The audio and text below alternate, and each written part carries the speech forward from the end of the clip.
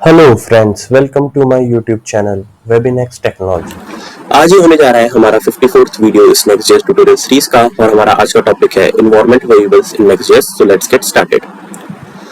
So what are environment variables? Environment variables are a way to store configuration data that you don't want hard-coded in your application. So environment variables हमारा एक वे है जिससे हम config data को store कर सकते हैं, जो कि हम नहीं चाहते कि हमारे कोड के अंदर हार्ड कोडेड रहे। इसको हम एक सेपरेट फाइल में स्टोर कर सकते हैं, तो जिससे क्या होगा कि हम इस कॉन्फ़िगरेशन को मल्टीपल जगह पे यूज कर सकते हैं रादर देन किसी पर्टिकुलर कंपोनेंट या फाइल के अंदर हार्ड कोडेड रखने के बजाय। सेकंड पॉइंट है, this can include sensitive information like API keys, database URLs or any values that may change depending on the environment, development, production, etc. So environment variables में हम generally क्या रख सकते हैं, जैसे API की की होती है, database URL होते हैं और कोई ऐसी वैल्यू जो कि हमें जैसे environment स्पेसिफिक रहेगी। जैसे कि हम ऐसा समझ सकते हैं कि जब हमारा code QA environment, development environment में रहता है, तो कुछ हमारे जो डेटाबेस होगा वो एक टेस्टिंग वाला डेटाबेस होगा, तो उसका URL अलग होगा, पर जो प्रोडक्शन के लिए होगा वो अलग डेटाबेस URL होगा, तो उसका URL अलग होगा। सो अगर दोनों URL को हमें रखना है तो वो हम क्या कर सकते हैं कि उसमें हम प्रोडक्शन वाली कॉन्फ़िगरेशन अलग रख सकते हैं और हमारी डेवलपमेंट वाली कॉन्फ़िगरेशन अलग रख सकते हैं। तो इन सब चीजों को मैनेज करने के लिए हमारी हेल्प करता है एनवायरनमेंट वेरिएबल। थर्ड पॉइंट है, they are key value pairs stored in special files like .env and used in your application code to manage configuration settings.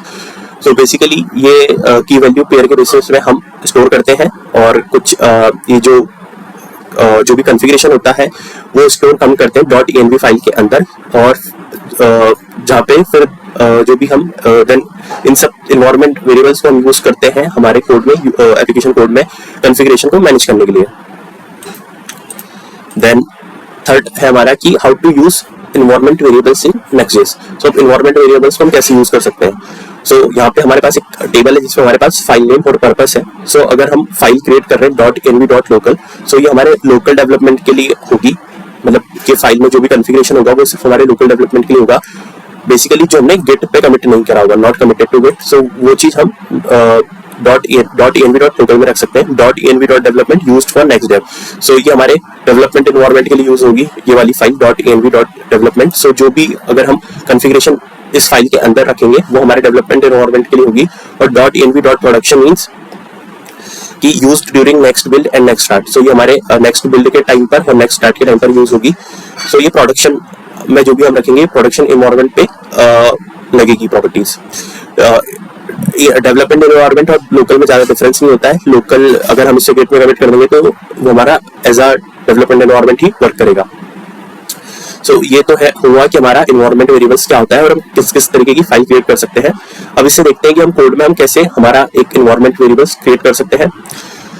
So VS code पर चलते हैं सीधे हम, और प्रैक्टिकल स्टार्ट करने से पहले मैं आपको बताना चाहूंगा कि हमने ऑलरेडी Next.js की ट्यूटोरियल सीरीज में रिडायरेक्शन वाला वीडियो भी हमने कवर करा था। प्रीवियस वीडियो हमारा जो था वो रिडायरेक्शन इन Next.js पे था, और इसमें हमने कॉन्फ़िगरेशन वाइज और कोड वाइज हम दोनों तरीके के रिडायरेक्शन का वे देखा था। सो इनकेस अगर आपने अभी तक मेरे इस वीडियो को चेकआउट नहीं करा है तो आई विल रिकमेंड कि आप मेरे रिडायरेक्शन वाले वीडियोस को चेकआउट करें। मैं इस वीडियो का लिंक इस वीडियो का डिस्क्रिप्शन में प्रोवाइड कर दूंगा, और टॉप राइट पर आई बटन पर क्लिक करके भी आप रिडायरेक्शन वाले वीडियो को चेकआउट कर सकते हैं। तो चलते हैं हमारे कोड बेस में। सो हमारा server already up and running है और हम अभी होम पेज पर है environment variables in Next.js। So अब सबसे पहले हमारे जो एनवायरनमेंट वेरिएबल्स होते हैं दो टाइप के होते हैं। ये होता है हमारा डिफॉल्ट और एक होता है हमारा कस्टम। डिफॉल्ट मींस जो हमें बाय डिफॉल्ट प्रोवाइड करता है हमारा सिस्टम, और सेकंड जो हम कस्टम मींस जो हम मैन्युअली क्रिएट करेंगे। सो जो डिफॉल्ट होते हैं उसको हम सबसे पहले देखते हैं वो कैसे हमें मिल सकते हैं। सो यहाँ पे मैं क्या करूँगा, एक कंसोल लॉग लूंगा, और लेट सपोज कि मैं अगर मुझे डिफॉल्ट वेरिएबल्स एक्सेस करने हैं तो मैं करूंगा मैं process.env, और आप देख सकते हैं मुझे ऑटोमेटिक सजेशन आ रहा है process.env।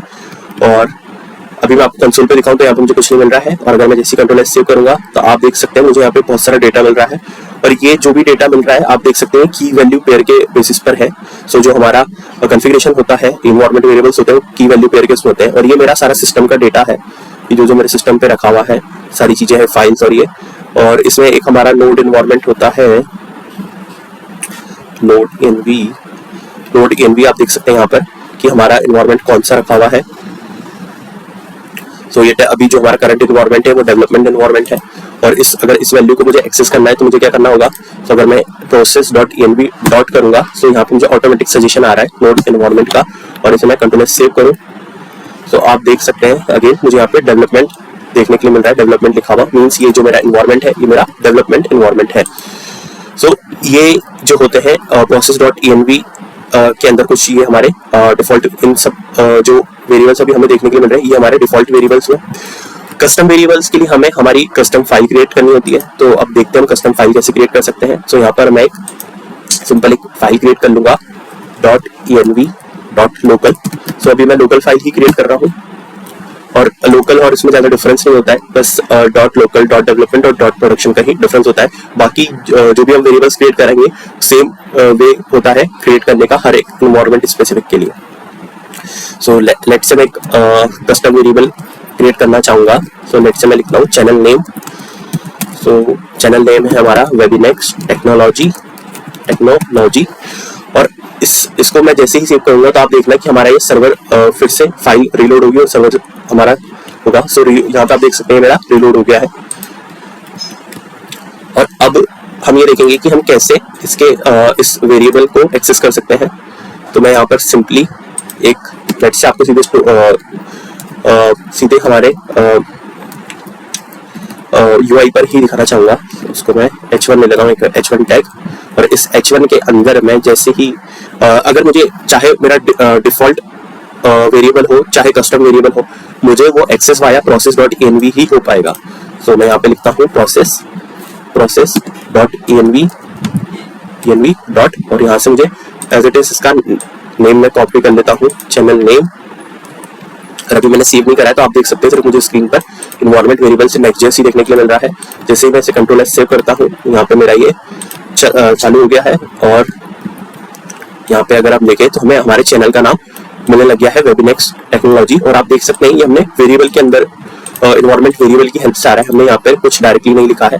सो ये सारी चीजें इस तरीके के वेरिएबल हमें मेनली यूज होते हैं कि अगर हमें कोई API की डेटाबेस URL या फिर जो भी कॉन्फ़िगरेशन वाइज रखना है इन्वायरमेंट स्पेसिफिक, वो चीजें हम इसमें कर सकते हैं। सो जो ये इस अभी हमने ये लाइक चैनल नेम जो ना हमने जो एक नया इन्वायरमेंट वेरिएबल क्रिएट करा है ये हमारा सिर्फ एक्सेसिबल होगा सिर्फ सर्वर कंपोनेंट्स के अंदर। सो आप देख सकते हैं अभी ये जो कंपोनेंट है ये हमारा सर्वर कंपोनेंट है, और सर्वर कंपोनेंट हम कैसे पहचानेंगे कि हमने यहाँ पे कोई यूज क्लाइंट डायरेक्टिव भी यूज नहीं किया है।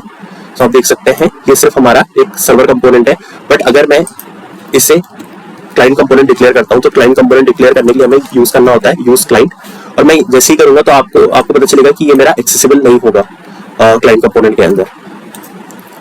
जैसे रिलोड करता हूं एक बार तो आप देख सकते हैं मेरा वो यहाँ से गायब हो चुका है, और यहाँ पे मुझे एक इशू भी देखने के लिए मिल रहा है हाइड्रेशन फील्ड, और आप देख सकते हैं यहाँ पर इसको इशू आ रहा है process.env, ये मेरा एरर है process.env.channel name। तो ये मुझे एरर देखने के लिए मिल रही है एज कि HTML did not match the client। So basically ये जो हमारा वेरिएबल है ये हम लाइक सिर्फ सर्वर कंपोनेंट के अंदर एक्सेस कर सकते हैं, ये क्लाइंट कंपोनेंट के अंदर हमारा इन्वायरमेंट वेरिएबल एक्सेसिबल नहीं होगा। बट अगर हम चाहें तो इसे क्लाइंट कंपोनेंट के अंदर भी एक्सेस कर सकते हैं, बट उसका एक अलग वे होगा लिखने का।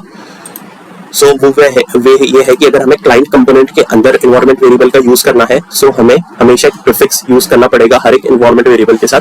वो प्रीफिक्स होगा हमारा नेक्स्ट पब्लिक हमें हमेशा प्रीफिक्स यूज करना पड़ेगा हर एक इन्वायरमेंट वेरिएबल के अंदर, और उसके आगे हम जो भी जैसे लेट्स सपोज मैं फिर से channel name as it is copy paste कर दूंगा इसके आगे, channel name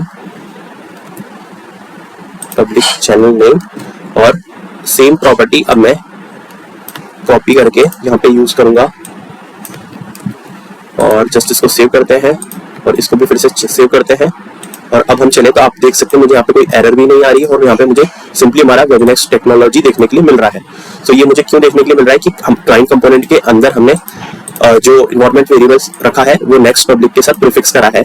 so it is mandatory अगर हमें क्लाइंट कंपोनेंट के अंदर कोई इन्वायरमेंट वेरिएबल डिक्लेयर करना है, यूज करना है, तो उसके लिए हमें जब हम इन्वायरमेंट वेरिएबल क्रिएट करेंगे तो उसको हम उसकी की को प्रीफिक्स करना मैंडेटरी है with the next public keyword. अगर इसके अलावा आप कुछ और भी रखेंगे तो वो चीज अलाउड नहीं होगी और आपको वो particular environment variable client component के अंदर एक्सेसिबल नहीं होगा। आज की वीडियो में हमें मेनली यही देखना था कि हम इन्वायरमेंट वेरिएबल क्या होते हैं, इन्वायरमेंट वेरिएबल कितने टाइप के होते हैं, लाइक डिफॉल्ट एंड कस्टम, और क्लाइंट कंपोनेंट, सर्वर कंपोनेंट में हम इनको किस तरीके से एक्सेस कर सकते हैं। और मैं आपको बताना चाहूंगा कि हमने ऑलरेडी हमारे नेक्स्ट ट्यूटोरियल सीरीज में अभी तक 53 वीडियोस कंप्लीट कर चुके हैं और हमने इसमें एक नेटफ्लिक्स की एप्लीकेशन भी, क्लोन एप्लीकेशन क्रिएट करा था। आई विल रिकमेंड कि आप मेरी सीरीज को चेकआउट करें, और इनकेस अगर आपने अभी तक मेरी सीरीज को चेकआउट नहीं करा तो आप मेरी सीरीज को चेकआउट कर सकते हैं। इस सीरीज का लिंक मैं इस वीडियो के डिस्क्रिप्शन में प्रोवाइड कर दूंगा, और आप टॉप राइट पर आई बटन पर क्लिक करके भी मेरी ये नेटफ्लिक्स की और इस नेक्स्ट ट्यूटोरियल सीरीज को चेकआउट कर सकते हैं। आज के वीडियो के लिए बस इतना ही। Thank you so much and good bye. अगर आपको ये मेरा वीडियो अच्छा लगा तो please like this video and subscribe to my channel. Thank you.